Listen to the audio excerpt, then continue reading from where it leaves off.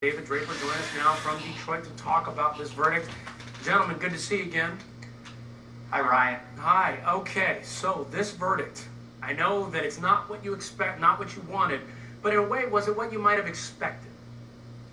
I think we always had a thought that first-degree murder was what the prosecution was asking for. Of course, when we asked for manslaughter, we knew the possibility existed that second degree would be the ultimate result. Okay, so speaking of that, and maybe the way this ended up, we caught up with the jury foreperson right after the court was adjourned. She explained why the jurors decided on second-degree murder. Listen to this. We felt very strongly on murder. However, there was a few jurors that were hung up on whether or not it was premeditated.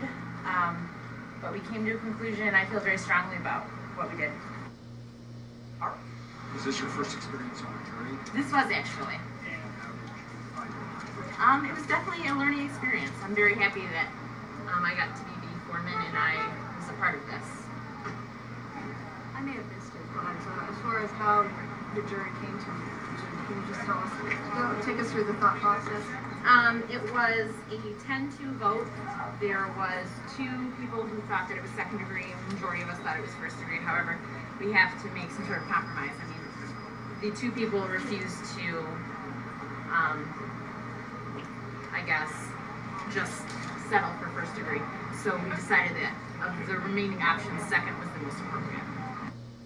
Wow, very interesting response by the jury foreperson. And Corbett, I want to ask you about this. They're saying it started out as a 10-2 vote, but here's what I'm not hearing. What I'm not hearing is that they had in their vote calculus manslaughter. They were deciding between first degree and second degree. Does that mean that maybe in the jury considering this may not have picked up on some of your points, including that idea that this was someone that snapped? Well, if we hadn't asked for manslaughter, I don't think there's a chance we would have gotten second-degree murder. These were obviously very, very hard facts, very, very bad situation, prosecuted by a very competent prosecutor who presented very credible witnesses. These were as sensationally bad a set of facts to have to deal with as I've ever seen, or I think Mr. Draper's ever seen, and I think even with the incredible experience of Ms. Kowal, it's one of the most horrible cases that she's even prosecuted. For us to get a second-degree murder conviction, I think, shows that the jury was listening to us, that we did assist Mr. Pinckney, and as one of my clients who's been on the inside says, numbers is better than no numbers. Mr. Pinckney's got some numbers now as opposed to not having numbers. Okay, all right, good point. And you know, David, I want to ask you this question. As you look at this case and you look back at your client testifying, do you think at the end of the day, and in some ways you can say he had to testify because he had to tell the story, but at the end of the day, do you think maybe you'd have a different result if he didn't testify? I don't. Well, I do. I think we'd have a different result. We'd likely have a first-degree murder conviction if he did not testify. Was his testimony ideal?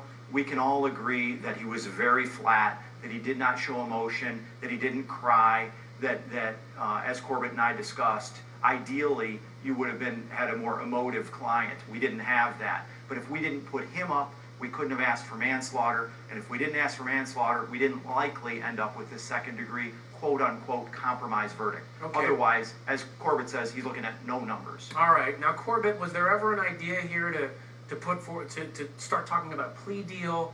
Did the prosecution ever offer anything here? Well, there was, as Ms. Kowal accurately stated, there was never a formal plea offer made. There were discussions. The discussions weren't dramatically different than what Mr. Pinckney might expect to get, having now been convicted of second-degree murder. There was never any formal offer made, and Mr. Pinckney and I always thought that there was a great likelihood that he would be able to at least escape a first-degree murder conviction because, as Ms. Kowal said, there were mitigating factors here. There is the tragic circumstances and the unblemished life, virtually unblemished life that Mr. Pinckney had led prior to these horrible 77 seconds. All right. David, one of the stunning things about this verdict that I saw this afternoon was we talked so much about Jamar Sr.'s flat affect. He had no response whatsoever to the verdict being read, no response being let out of the courtroom. I didn't even really see him acknowledge his own family that's in the gallery or Karan Ivy, the mother of his child. I'm just wondering, What did he say to you, or to you, Corbett, after this verdict was read? What's his response to all of this? It was consistent throughout. As I indicated, we met him in November and started working with him closely throughout November and December and January. And he was always that way. And I was surprised, I suppose, too, because, this is a highly charged case and the verdict is it's an exciting time when that happens because you're wondering what's going to happen. Is it going to be first degree, second degree manslaughter? And he did not show much of a reaction in the courtroom, nor did he afterwards when we spoke to him. That was the consistency. It's not like he was somebody different in the courtroom than he was in the jail cell. Well then, Corbett, can I ask you, is it that he doesn't really care? Is he resigned to his fate? Because I'm just trying to understand, and so are our viewers, so many people who have watched this trial are just stunned by this man's actions. We can talk all day about a flat affect, but I gotta think that once your life is decided on, at the very least, you're gonna turn to your loved ones and your family members and say thank you, or I can't believe this. I don't think I've ever seen, or not ever, but I rarely see a situation where you have this kind of reaction.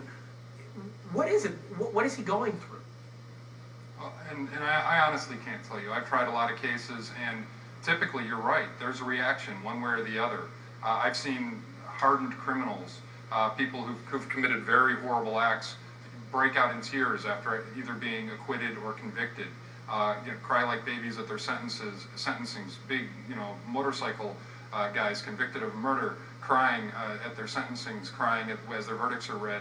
And Jamar Pinckney didn't react, and he didn't react throughout this entire case. That was one of the incredibly difficult things we had to deal with, is we were truly dealing with a person who seemed dead inside. And again, from what his friends have told us, from what his family has told us, the people who still care about him, that wasn't the way he was on November 15th. It wasn't the way he had lived his life prior to this event.